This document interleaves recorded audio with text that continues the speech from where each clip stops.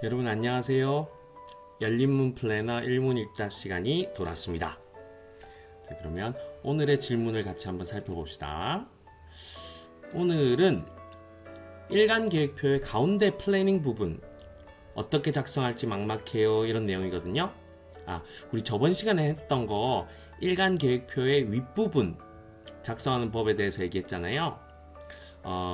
우리 그 부분 같은 경우에는 언제 작성하는 게 좋겠다고 했는지 기억나요?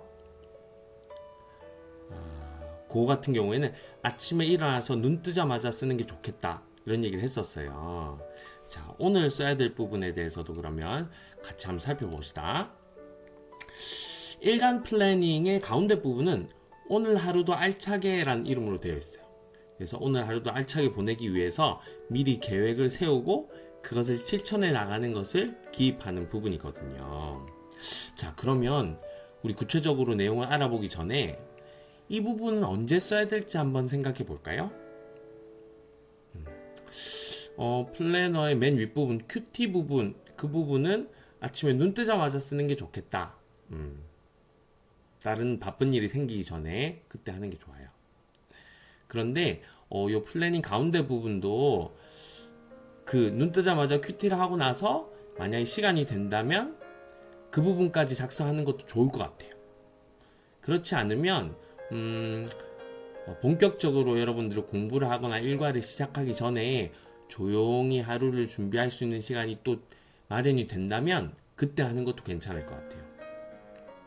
대충 기준을 세워주자면 아침 9시 전, 그래서 학교에서 1교시 수업 시작하기 전에는 해야 되지 않을까 싶어요. 그렇게 생각하시고 계획을 한번 세워보세요. 자, 그러면 예시를 보면서 같이 한번 살펴봅시다. 오늘 하루도 알차게 이 파트 같은 경우에는 전체 4부분으로 나눠져 있어요. 이렇게 첫 부분, 두 번째 부분, 그 다음에 요 체크하는 세 번째 부분, 그 다음 마지막으로 요 비고란, 이렇게 되어 있는데 각각 파트에 어떤 내용을 쓰는 게 좋을지 한번 봅시다. 맨 앞부분에는 큰 영역을 쓰고 그 뒤에 구체적인 할 일을 쓰자 이렇게 되어 있어요. 이 학생도 마찬가지로 맨 앞부분에는 큰 영역을 썼죠. 큐티 또는 수학, 국어 같은 이런 과목 이름, 그 다음 독서 이런 영역들을 쓰고 두 번째 파트에는 각각 영역에 구체적으로 내가 할 일들을 이렇게 써봤어요. 수학 숙제도 되게 구체적으로 썼죠? 함수의 극한 프린트, 확통 프린트 이렇게 구체적으로 썼잖아요. 이 내용은 구체적으로 쓸수록 좋아요. 처음에는 익숙치 않아서 힘들 수도 있지만 익숙해지면은 여러분들한테 큰 도움이 될 겁니다.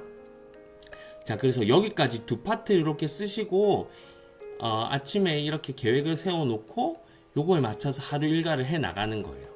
하루 일과를 해 나가면서 우리가 써야 될 부분이 나머지 두 파트거든요.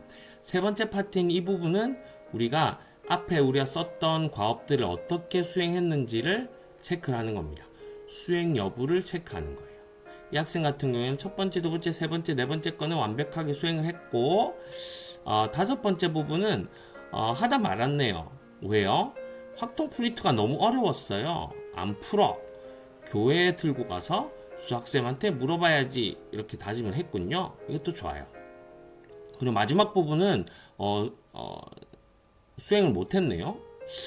이것도 되게 좋은 경험인 것 같아요.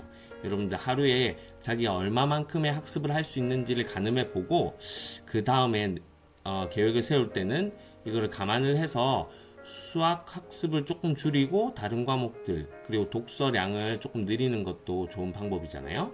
네, 이렇게 하시면 좋고 마지막 파트에서는 우리가 이 앞에 계획을 수행하면서 있었던 일들에 대한 구체적인 내용을 쓰시는 게 좋은데 대표적으로는 학습 시간을 써주는 게 좀 유용할 것 같아요.